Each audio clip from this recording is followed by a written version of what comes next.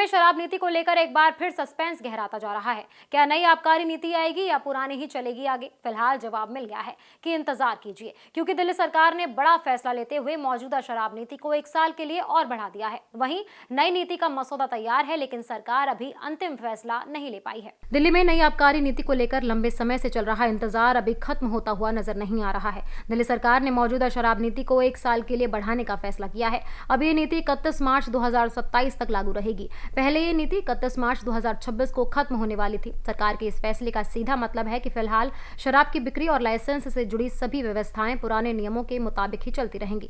आबकारी विभाग द्वारा जारी आदेश के मुताबिक खुदरा शराब लाइसेंसों का नवीनीकरण और नई लाइसेंस भी मौजूदा नीति के तहत ही जारी किए जाएंगे। दिल्ली में अलग अलग श्रेणियों के लाइसेंस जैसे L6, L6FG, L6FE, LS, L10, L14, L23, L23F, L30 को 2025-26 की नीति के आधार पर 2026-27 में भी जारी रखा जाएगा। ये वही नीति है जिसे 2022-23 से हर साल बढ़ाया जा रहा है। अधिकारियों का कहना है कि नई आबकारी नीति का मसौदा तैयार हो चुका है, लेकिन अभी तक उस पर अंतिम फैसला नहीं लिया जा सका।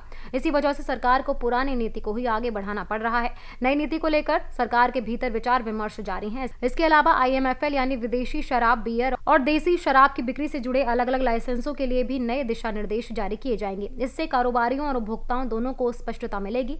दिल्ली में फिलहाल करीबन 725 शराब की दुकानें हैं, जिन्हें 4 सरकारी एजेंसियां चला रही हैं।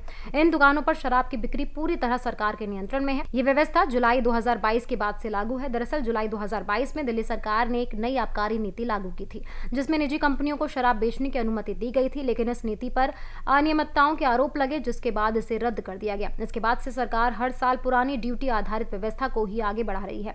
नई आबकारी नीति को लेकर मंत्रियों के एक समूह ने अपनी सिफारिशें सरकार को सौंप दी हैं, लेकिन अब तक अंतिम निर्णय नहीं हो पाया है। ऐसे में कहना मुश्किल है कि नई नीति कब लागू होगी।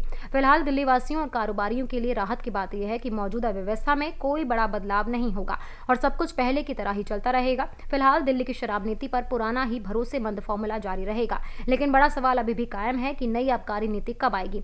क्या इसमें बड़ा बदलाव देखने को मिलेगा या फिर यही सिलसिला चलता रहेगा? Subscribe now and press the bell icon. Never miss an update.